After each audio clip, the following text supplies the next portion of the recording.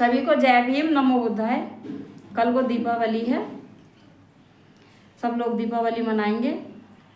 और कल को जो है लक्ष्मी पूजा होगी शाम को। तो कहते हैं कि लक्ष्मी जी जो हैं धन की देवी हैं। मैं एक बात पूछना चाहती हूँ और कहना चाहती हूँ कि जब धन की देवी लक्ष्मी जी थी तो इस देश के मूल निवासी भूखे नंगे क्यों थे, गरीब क्यों थे? मतलब कितने गरीब लोग थे, तन पर कपड़ा नहीं मिलता था, खाने को रोटी भी नहीं मिलती थी। किस तरह वो जीवन व्यतीत करते थे। तो हमारा समाज, हमारे देश के मूल निवासी गरीब क्यों थे जब धन की देवी हमारे देश में वो लक्ष्मी जी थी। तो और कहते हैं ज्ञान की देवी सरस्वती थी।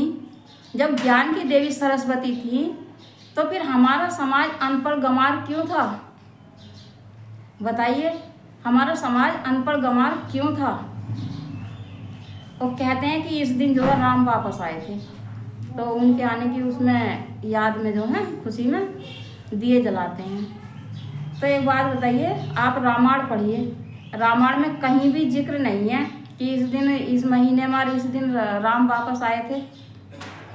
धम्मपद पढ़िए आप, उसमें जिक्र है कि इस दिन भगवान बुद्ध इस महीने में कपिलवस्तु आए थे, तो उनकी आने की खुशी में दीप जलाए गए थे।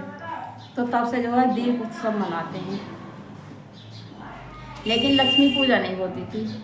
और इनके वेद पुराण जो हैं वो सिर्फ भारत में ही टपके हैं, भारत में ही टपके हैं, बाहर के विदेशों में कहीं नहीं टपके। और वो भी एंटीने वालों के घर में टपके हैं, बाकी किसी के घर में ये वेद पुराण नहीं टपके। तो आप ही बताइए, जैसे ये कहते हैं कि सृष्टि ब्रह्मा ने रची, जब यहाँ पे तो भारत में सृष्टि ब्रह्मा ने रच दी, तो विदेशों में किसने रच दी भाई?